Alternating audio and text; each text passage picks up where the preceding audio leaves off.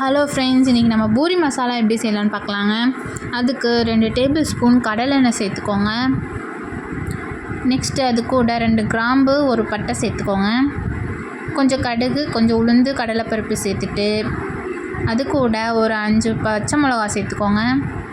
அப்புறம் ஒரு பெரிய சைஸ் வெங்காயம், அப்புறம் கொஞ்சம் கருவேப்பிலை சேர்த்துட்டு நல்லா வதக்கி விட்டுருங்க. கொஞ்சம் இஞ்சி தட்டி அது கூட சேர்த்து நல்லா அந்த பச்சை வாசம் போகிற அளவுக்கு நல்லா வதக்கிடுங்க. நெக்ஸ்ட்டு ஒரு தக்காளி கட் பண்ணி சேர்த்துக்கோங்க. அதையும் நல்லா வதங்கினதுக்கப்புறமா உருளைக்கிழங்கு வேக வச்சு மசிச்சு வச்சுருக்கேங்க, அதை உள்ளே சேர்த்துக்கலாம்.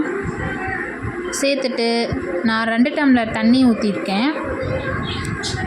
நெக்ஸ்ட்டு அது கூட ஒரு ஸ்பூன் மஞ்சத்தூள், காரத்துக்கு ஏற்ற மாதிரி மிளகாத்தூள் சேர்த்துக்கோங்க. சேர்த்துட்டு மறுபடியும் அது கூட 2 டம்ளர் தண்ணி சேர்த்துக்கோங்க. நெக்ஸ்ட்டு கடலை மாவு ஒரு 2 ஸ்பூன் எடுத்துகிட்டு அதில் தண்ணியில் கரைச்சி அதுக்குள்ளே சேர்த்துக்கோங்க. தேவையான அளவு உப்பு சேர்த்துட்டு க்ளோஸ் பண்ணி வச்சுருங்க. ஒரு 10 மினிட்ஸ் கழித்து எடுத்து பாருங்கள். உங்களுக்கு எந்த அளவு குருமா கெட்டியாக வேணுமோ அந்த அளவுக்கு நீங்கள் சுண்ட வச்சுக்கலாம். அவ்வளோதாங்க, நம்ம பூரி மசாலா ரெடி ஆயிடுச்சு.